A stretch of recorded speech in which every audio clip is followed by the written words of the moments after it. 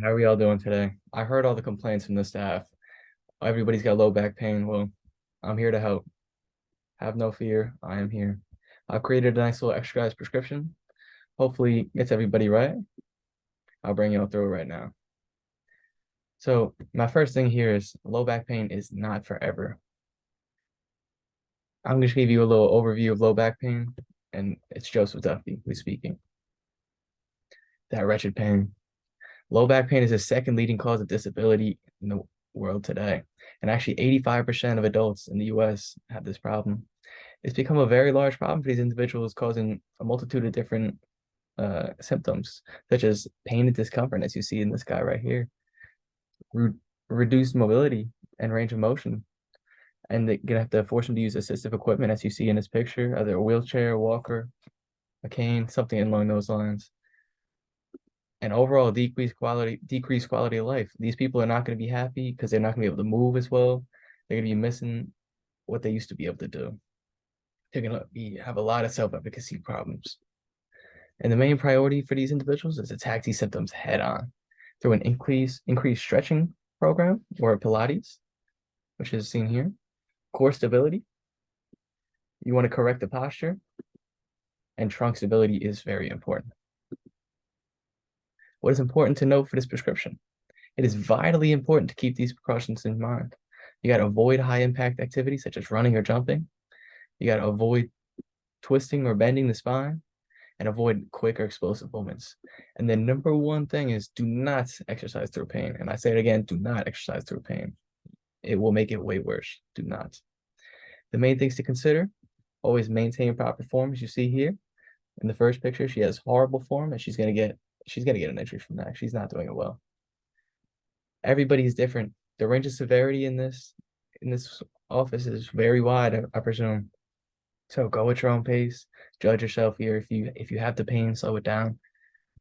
Because everybody's different in this office. So, and if there's any exceptional weaknesses, so as you can see in this picture here, we have one strong side, one weak side. It's going to cause an imbalance. You're going to get a lot of hip problems there, and that's the same for a lot of different joints in this body. So if you have one side strong, one side weak, it's going to cause inhibition and it's going to cause problems.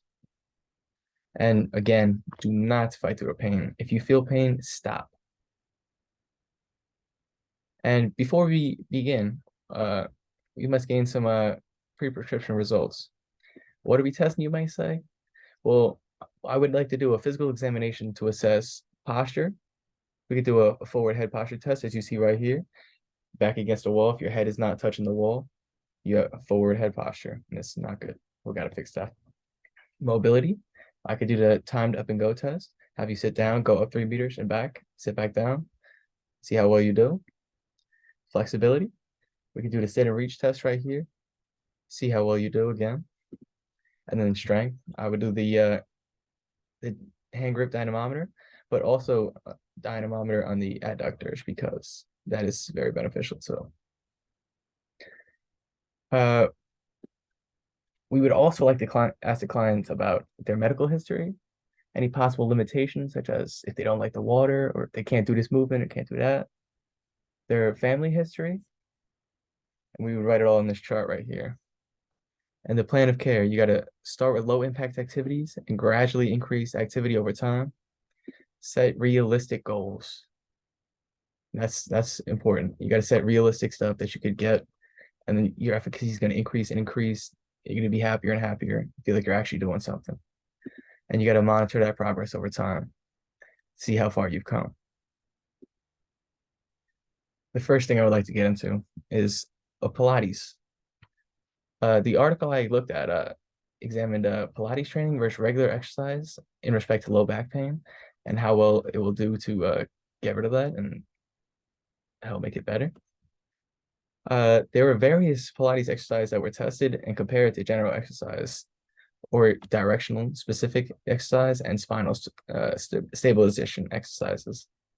The Pilates exercises that were examined were planks, as you see here, leg raises, and bird dogs, and many more actually. And the article concluded that there is no strong evidence to one form of exercise over the other, and that they perform very similar outcomes. The partnership, however, will provide significant benefits for individuals with chronic low back pain. Yes. And then the second one I would like to look at is core stabilization, but more importantly, through anti-movement. A weakened lumbopelvic area has a direct and major link to low back pain. As you can see in this picture right here, the lumbopelvic area is made up of the lumbar spine, the pelvis, and the hips. And if you have any weakness there, it's going to cause a lot of problems for the body. So it is important to train to combat this weakness through the use of various workouts centered around core stability, postural control, motion control, but all centered around anti-movement. This study put 30 individuals through a 6-week exercise regimen centered around aiding the recovery of low back pain, excuse me. The study found that anti-movement and core stability exercises were terrific for low back pain. Significant improvements were found in back pain, functional capacity, and self-efficacy. These people thought all these things they didn't think they would be able to do in the past. Now they can. They're like believe in themselves more and more. They believe in their body more and more. So that's one thing that's huge for this. But technique is also very important. This study examined 76 women with low back pain who were put through an exercise regimen focused on bracing. The main thing in this is either a hollowing technique or a bracing technique.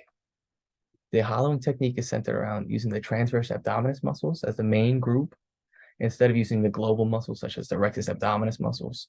And as you can see down here, it shows the transverse abdominis, aka the inner abs. And that will help get like a deeper feel for like get a different because like the core together, it's like a bunch of pieces together. So if you can't have one side weak and one side strong, you need to have a strong core. And the hollowing strategy is effective for muscle activation, which contributes to the partial stability of the spine. As I was saying, that's going to help partially stabilize the spine, and it's well needed. And the bracing technique, that's going to use a different style. It's going to contract using the anterior lateral abdominal muscles, just such as transverse abdominis, rectus abdominis, internal obliques, and the external obliques, as you can see in this picture right here. They're all labeled. Bracing is beneficial in inducing higher activation in deep abdominal muscles. So that's going to get you the deeper, while the hollow one gets you the outside, the hollow core, and then the deep brace. And then this study showed that both did not produce significant results when they were alone. Like if you're just doing the hollowing or you're just doing the bracing, it's not going to produce significant results for you. But when they're combined and they work together, they provide significant results in relieving back pain. So it's something that could definitely be looked at right there. And here's the hollowing versus bracing I have right here. And then the chart that shows hollowing, bracing, and then together. And then lower limb involvement. This one was special because the spine has to bear the weight of the upper body. As you can see right here in this picture, all the weight is going on the hips and all the joints right here. And in order to prevent injury, the spine will need a strong moving base for that stability. The joints of the lower limb, especially the hip, are going to need to be very strong and mobile. And low back pain is sparked by the inability to rotate the trunk around the hips, disorientation of the pelvis, or weakness or tightness of the muscles around the hip. So all of these things are going to provide pull on they're going to provide pull on the body, and the one side is going to be working hard, one side is not. So it's going to, over time, overuse and lead to wear and tear. And this article featured 41 individuals with chronic low back pain and 41 healthy individuals to act as a control. The hip abductor and the hip abductor strength were tested using a dynamometer. The participants were asked to perform a maximal contraction for 5 seconds for each trial. And this is the hip abductor on the left, and then the adductor on the right, as you can see.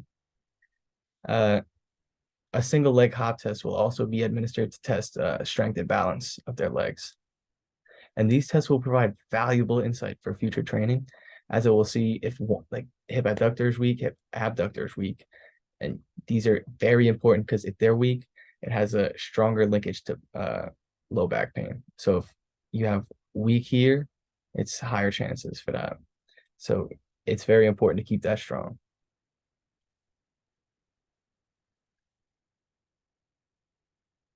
Yeah. And then the summation of my research. The study done by Husu and Suni exclaimed that trunk flexibility and balance are huge predictors of low back pain.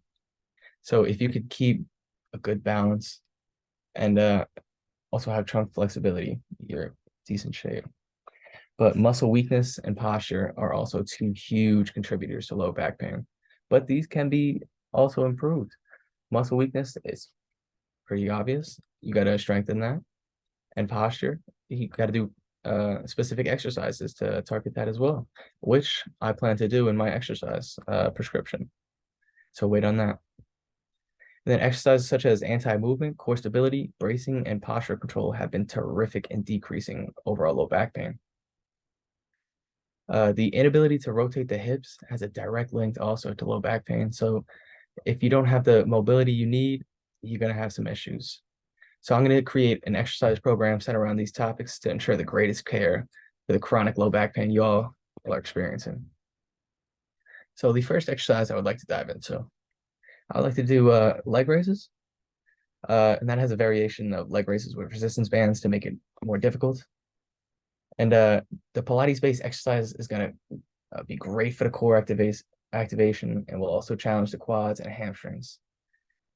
These adaptations will be very good for the client, very good, because if they have the strong core and the legs that they need, they can be able to have the stabilization that they need. And I would prescribe 3 sets of 12 reps because it's not too challenging and they could do that. The second exercise I would like to talk about is a Pavlov hold with a variation for a weighted Pavlov press. I feel like these will provide great benefits for the rectus abdominis as well as the obliques and just that overall core, get it activated, increase its strength. And the whole technique will be excellent, excellent for core activation because it's going to activate all the muscles to work together to stabilize the core. So when you're not exercising, that core stabilization is already built in. Your body knows how to do it, and you get stronger at the motion. And hollowing and bracing techniques, like I noted earlier, they could also be used here to spread out the core activation, both external and internal. And I would prescribe for the Pavlov hold, I would do 3 sets of 45-second 45-second reps, like holds. And then for the weighted Pavlov press, I would do 3 sets of 8 reps. And then this third exercise I would like to talk about is a side lunge with a variation to a banded side lunge. And this motion is going to activate the hip adductors, in turn decreasing the likelihood for low back pain and strengthening that base, the mobility and the base of support you need there for your spine. It's all going to come there. So it's very, very beneficial. And I'll prescribe 3 sets of 10 reps for the regular and then 3 sets of 8 reps of banded because it's a little more challenging. Might get fatigued. And I would like to talk to you about planks. I would have you do a plank and then a one-arm plank on one side and then switch to the other side portion if you need a balance. And then this is going to you could practice with both the bracing and the hollowing method to produce the best results here. So you can get the external and internal because the plank is actually probably the best exercise you could practice this with. So I would really push you to try that there. And the core will be activated, strengthening the muscles such as the rectus abdominis, transverse abdominis, and the obliques. And I would prescribe 3 sets of 1-minute holds. Then I would bring you to the wall set and a weighted wall set. This I feel is a terrific exercise because it focuses on activation of the lumbopelvic region, the core, and lower limbs. These areas will be strengthened, increasing the stabilization of the spine, which will in turn decrease low back pain. Because if you have a weak core, weak legs, and weak lumbopelvic region, you're not in good shape for low back pain. All these areas need to be strong and working together in motion to ensure a healthy body. So I would prescribe 3 sets of 1 minute holds for the wall sits without the weight, and then 3 sets of 45-second holds with the weight. And for your weight, uh, it's different for each individual. Go at your own pace. Don't go too challenging, but give yourself a little, like, build up a sweat. And then I would like to bring you to the pull aparts for my final exercise. The pull aparts and the weighted pull aparts. These are for the posture.